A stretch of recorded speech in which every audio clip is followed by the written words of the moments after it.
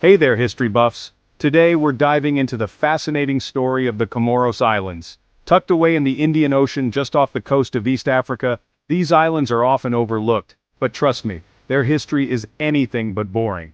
We're talking volcanic eruptions, spice traders, colonial drama, the whole shebang. So, buckle up, grab some snacks, and let's get started. The early history of the Comoros Islands is a bit like a game of telephone. We know people were living there from around the 6th century AD, but the details are a bit fuzzy. Some say the first settlers were Africans, while others claim they were Austronesians. Honestly, it was probably a mix of everyone. One thing's for sure, these early Comorians were skilled sailors and fishermen. They navigated those turquoise waters like pros, building a life on these volcanic islands.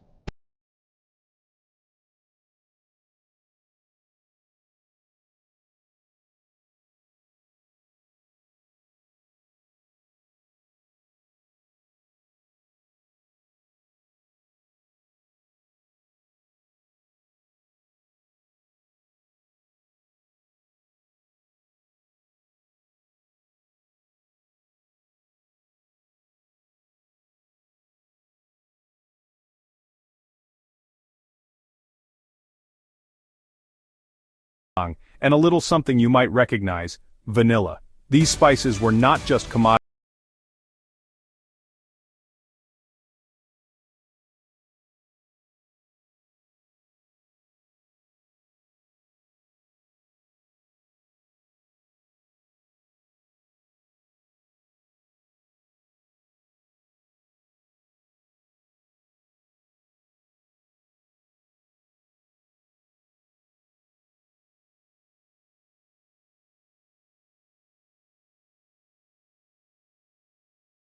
Were instrumental in shaping the political and cultural landscape of the Comoros. Think Game of Thrones, but with fewer dragons and more fragrant spices. The islands were a melting pot of cultures, ideas, and traditions, making them a unique and fascinating part of history. Section 4: Colonialism. Not cool, France not cool. The story of Comoros is a tale of beauty and tragedy, a paradise disrupted by the ambitions of foreign powers. For centuries, the islands thrived with their own unique culture and traditions, but sadly, no good story stays peaceful forever. Enter the Europeans. The arrival of Europeans marked the beginning of a tumultuous era. First came the Portuguese in the 16th century, sniffing around for new trade routes. They were explorers, adventurers, and opportunists, driven by the promise of wealth and new territories. The Portuguese were the first to set their sights on Comoros, but they weren't interested in sticking around. Their primary focus was on establishing trade routes and exploiting resources, not on colonization. So they moved on, leaving the islands relatively untouched. But the respite was short-lived. Then, in the 19th century, France decided it wanted a piece of the Comorian pie. The French, with their imperial ambitions, saw the strategic and economic potential of the islands. They gradually took control, making the islands a colony in 1912. The French colonial administration imposed their rule, altering the social and political landscape of Comoros. Colonialism, rarely a recipe for happiness. The indigenous people faced oppression, exploitation, and a loss of autonomy. The French brought their language, their culture, and unfortunately, their exploitative practices. The French influence permeated every aspect of life in Comoros. Schools taught in French, and the local culture was overshadowed by European customs. The island's rich heritage was at risk of being eroded. They also introduced cash crops like sugar and coffee, changing the island's economy forever. The focus shifted from subsistence farming to cash crop production, which benefited the colonizers more than the local population. The legacy of colonialism left deep scars, but the spirit of Comoros endured. Section 5: Freedom. Well, mostly. Fast forward to the 20th century, and the winds of change were blowing across Africa. People were tired of being ruled by others. They wanted independence. The Comoros were no different.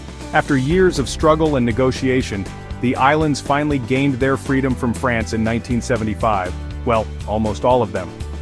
The island of Mayotte decided to stick with France, creating a bit of an awkward family reunion every time the Comoros get together. Section 6: Independence, a bumpy ride. Independence is great, but it doesn't magically solve all your problems. The Comoros quickly learned that governing themselves was way more complicated than overthrowing a colonial power. The islands were plagued by political instability, with coups and power struggles becoming a regular occurrence. It was like a revolving door of presidents, each with their own ideas of how to run the country. Let's just say, it wasn't the smoothest transition period. Section 7 Comoros today: beaches, vanilla, and a bit of chaos. So, where are the Comoros today? Well, they're still figuring things out. The islands have a unique charm, but they also face a myriad of challenges, from political instability to economic struggles. The Comoros are navigating a complex landscape. The bustling markets and vibrant street scenes are a testament to the resilience and spirit of the Comorian people. The political scene has calmed down a bit, but challenges remain. The government is working hard to stabilize the nation, but it's a slow and ongoing process. Political rallies and parliamentary sessions are common, as leaders strive to find solutions that will benefit all Comorians. The road to stability is long, but there is hope on the horizon. But amidst the political drama, life goes on. The streets are filled with the daily hustle and bustle of people going about their lives. Children play, vendors sell their goods, and families gather to share meals and stories. It's a vibrant tapestry of everyday life that continues to thrive despite the challenges. The Comoros remain a place of stunning natural beauty, with pristine beaches, lush rainforests, and of course, that intoxicating vanilla aroma. The islands are a paradise for nature lovers, offering a serene escape from the hustle and bustle of modern life. The vanilla plantations are particularly noteworthy, as they produce some of the finest vanilla in the world. The scent of vanilla fills the air, adding to the island's enchanting allure. The people are known for their warmth and hospitality, their culture a vibrant blend of African, Arab, and French influences. Family gatherings are a cornerstone of Comorian life, filled with laughter, music, and traditional dance.